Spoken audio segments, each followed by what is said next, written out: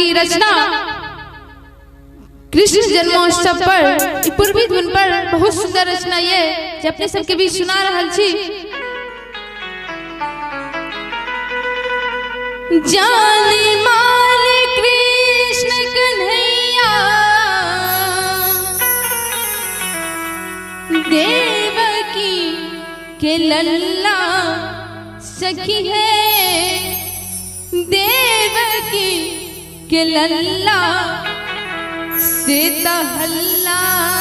भेलैना, सीता हल्ला भेलैना, एलै कंसक काल कन्हैया सीता हल्ला भेलैना, एलै कंसक काल कन्हैया सीता हल्ला भेलैना। जानी माल कृष्ण कन्हैया देवकी के लल्ला सखी है, देवकी के लल्ला सीता हल्ला भेलैना, सीता हल्ला भेलैना, एलै कंसक काल कन्हैया सीता हल्ला भेलैना, एलै कंसक काल कन्हैया सीता हल्ला भेलैना।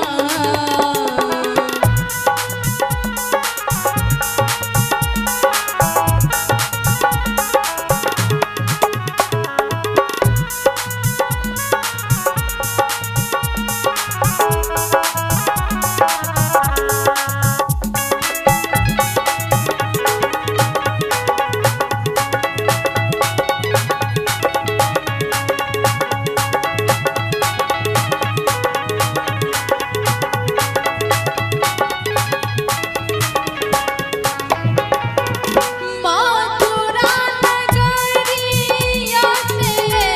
गोकुल में एलै सखी है, गोकुल में एलै सखी है, गोकुल में एलै से बधैया बाजना, से बधैया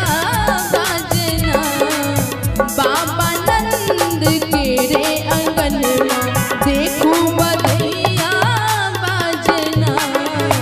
बाबा नंद के रे अंगनमा देखू बधैया बाजना।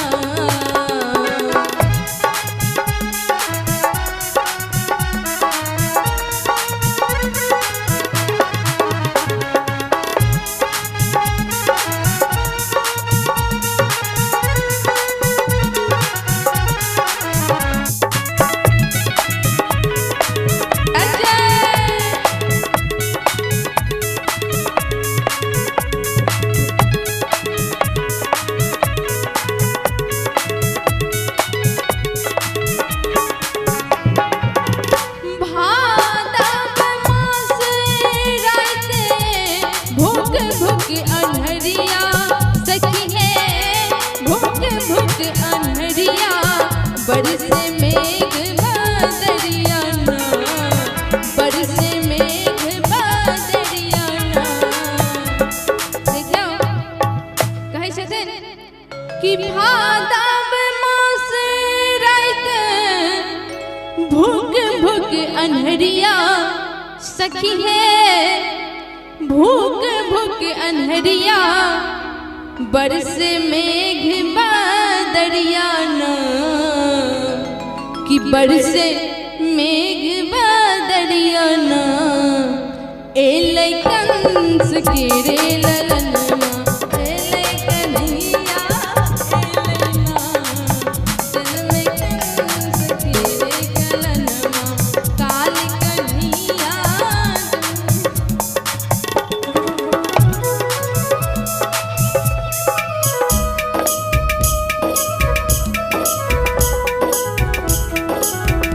जय जय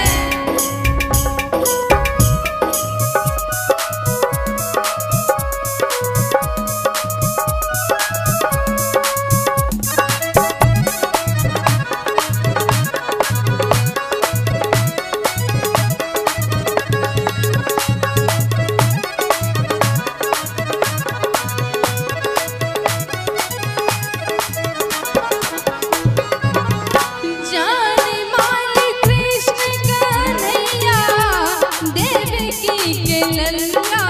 सखी है देवकी के लल्ला सीता हल्ला भेलैना सीता हल्ला भेलैना एलै कंसक काल कन्हैया सीता हल्ला भेलैना एलै कंसक काल कन्हैया हल्ला मोहल्ला